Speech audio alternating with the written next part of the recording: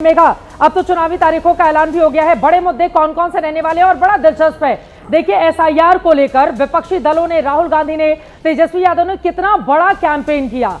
और जब बिहार के लोगों से इस ओपिनियन पोल में बात की गई कि एसआईआर का मुद्दा क्या है, तो चुनाव आयोग ने सबसे अच्छा काम किया है, लोग ये जवाब देते हैं। चित्रा, इनफैक्ट जब राहुल गांधी अपनी यात्रा निकाल रहे थे बिहार में, तभी ये बात समझ में आ रही थी। जो हमारे रिपोर्टर्स अभी भी ग्राउंड पर काम कर रहे हैं और हम लोग जिनसे बात कर रहे हैं, एक बात उस वक्त ही साफ हो गई थी कि वहां के लोग, बिहार के लोग, ये वोट चोरी, एसआईआर के मुद्दे पर राहुल गांधी के साथ खड़े नहीं है, कनेक्ट नहीं कर पा रहे हैं इन मुद्दों से। ये मुद्दे उनके लिए काम नहीं कर रहे हैं। इसलिए तेजस्वी को अलग से फिर से यात्रा करनी पड़ी, वहां पर वापस करनी पड़ी यात्रा। लेकिन ये जो एसआईआर और वोट चोरी की जो बात ये कर रहे हैं ना, ये बात चल नहीं रही है बिहार में। एटलीस्ट अभी तक तो नहीं पकड़ी है तूल। मैं इस बात से, मैं जो नंबर्स आप दिखा रहे हैं अभी ओपिनियन पोल्स की, मैं उस नंबर से अचंभित नहीं हूं चित्रा, क्योंकि बीजेपी वोट जीतने की मशीन, इलेक्शन जीतने की मशीन है। उन्होंने कई जगह हम लोगों को दिखाया है। हरियाणा में दिखाया है पूरा माहौल पलटते हुए, महाराष्ट्र में दिखाया है कि कैसे वो बदल सकते हैं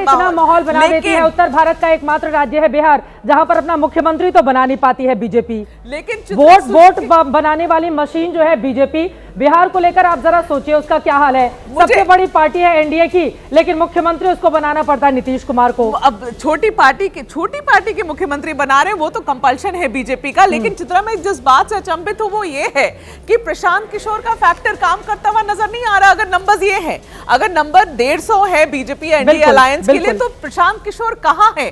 4000 किलोमीटर की यात्रा कर रहे हैं, पिछले 3 साल से रोड पर है, पूरे राज्य की वो दौरा कर रहे हैं। और जो लोगों से समझ आ रहा है, चित्रा देखिए, ये ओपिनियन पोल है, ये फाइनल रिजल्ट्स नहीं है, तो लोगों से जो समझ में आ रहा है कि प्रशांत एक फैक्टर बनकर उभर चुके हैं। प्रशांत हो सकता है कि सीट्स नहीं जीत सके ज्यादा, लेकिन डिसरप्टर जरूर हैं इस इलेक्शन में, ये सेंस हम लोगों को मिला। लेकिन इस ओपिनियन पोल में वो फैक्टर काम करता हुआ बड़ी बड़ी बातें प्रशांत किशोर की ओर से की जा रही हैं। अगर वो नहीं जीत पा रहे हैं, या फिर ओपिनियन पोल के, क्योंकि उन्होंने कहा या अर्श पर या फर्श पर, तो अभी के आंकड़े तो ये बताते हैं कि आप फर्श पर ही हैं, जबकि उनके ऊपर आरोप लगे कि कितना पैसा खर्च करके लगातार वो अपने चुनावी कैंपेन को अंजाम दे रहे हैं। लेकिन ये बड़ा सवाल है कि आखिर जेडीयू के लिए, बीजेपी के लिए वो कौन सा बड़ा फैक्टर काम कर रहा है। मुझे लग रहा है बिना देर के सीधे चलते हैं जयंत जिज्ञासु के पास, आरजेडी की प्रवक्ता हमारे साथ जुड़े हुए हैं।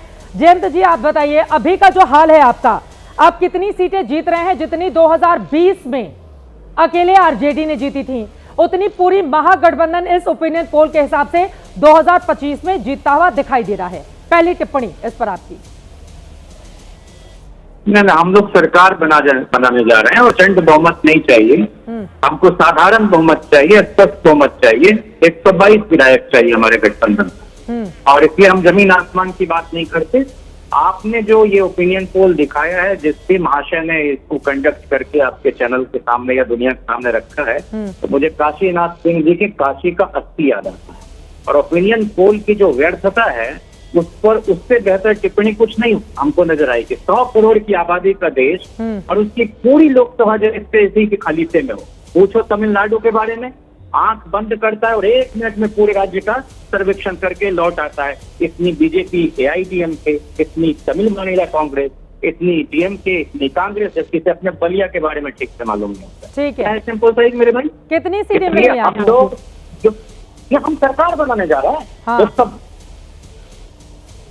नहीं चाहिए। तो 225 की बात कर रहे जी, पहले कर रहे थे कि 25 से 30, अब 225। अरे 25 से 30 फिर से नीतीश। ओपिनियन पोल तो यही बता रहा है, 25 से 30 फिर से नीतीश।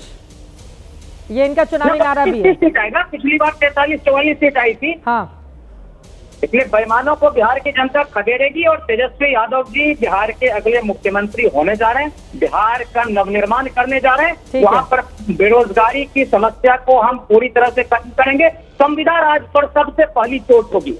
कॉन्ट्रैक्चुअल नौकरी नहीं, हाँ। तो पक्की लालूवादी मॉडल पर नौकरी मिलेगी, पकौड़ावादी मॉडल नहीं चलेगा। ठीक है, पकौड़ावादी मॉडल चलेगा, ये कौन सा मॉडल चलेगा? ठीक है, अभी ओपिनियन पोल पर ही रहते हैं। देखिए किसको गठबंधन में कितनी सीटें मिल रही हैं, वो हम आंकड़ा इस वक्त हम सामने रख रहे हैं। देखिए 2025 का जो आंकड़ा सामने है, उसमें एनडीए को 49%, वोट शेयर मिलता हुआ नजर आ रहा है। लेकिन इसको अगर हम कन्वर्ट करेंगे, सबसे पहले आपको महागठबंधन का दिखा रहे हैं। 70 से 85 मिलती हुई दिखाई दे रही है। आरजेडी को 60 से 65 सीटें, आपको बताते चले पिछली बार उसको 75 सीटों पर जीत मिली थी। कांग्रेस पार्टी का तो बुरा हाल, 19 सीटें जीती थी, 7 से 10 सीटें मिलती हुई कांग्रेस पार्टी को।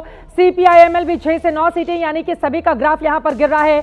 वीआईपी एनडीए के साथ मिलकर जिसने पिछली बार शानदार परफॉर्मेंस किया था, महागठबंधन में 2 से 4 सीटें जीता हुआ दिखाई दे रहा है। सीपीआईएम 1 सीटें और सीपीआई भी 1 सीटें, 0 व 1 के बीच में, यानी कि खाता भी खुल सकता है, नहीं भी खुल सकता है। यह है इसकी स्थिति। 70 से 85 के बीच में महागठबंधन का यह आंकड़ा, जिसमें आरजेडी 60 से 65 और कांग्रेस पार्टी बहुत बुरा हाल, यानी कि वो अपने डबल डिजिट के लिए भी संघर्ष करती हुई इस ओपिनियन पोल में दिखाई दे रही है। अब लेकर आते हैं आपको एनडीए के खाते में किसको कितनी सीटें मिल रही हैं। तो एनडीए का आंकड़ा आपके सामने रखते हैं। 243 में से एनडीए को 150 से 160 का आंकड़ा पहुंचता हुआ दिखाई दे रहा है। बीजेपी 80 से 85 सीटें, यानी कि पिछली बार भारतीय जनता पार्टी ने जो 74 सीटें जीती थी, उससे ज्यादा सीटें इस बार जीतती हुई दिखाई दे रही है, 80 से 85 सीटें।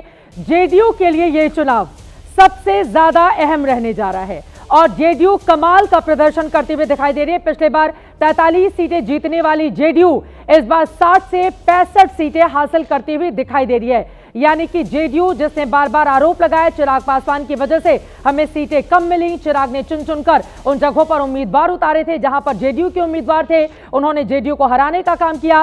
चिराग का यहां पर शिफ्ट हो जाना जेडीयू को सबसे ज्यादा फायदा पहुंचाता हुआ दिखाई दे रहा है। हम की बात करें, यहां पर 3 से 6 सीटें जीतन राम मांझी को मिलते हुए दिखाई दे रही है। एलजेपीआर 4 से 6 सीटें, लोकसभा में तो एलजेपीआर का 100% वाला परफॉर्मेंस है, लेकिन एलजेपीआर को जब हम यहां पर देखते हैं एनडीए के साथ, तो विधानसभा में वो कुछ बहुत कमाल करती हुई दिखाई नहीं दे रही है। लेकिन एलजेपीआर का फायदा जेडीयू को पूरा होता हुआ नजर आ रहा है। आरएलएमएन को 1 से 3 सीटें यहां पर मिलती हुई नजर आ रही हैं।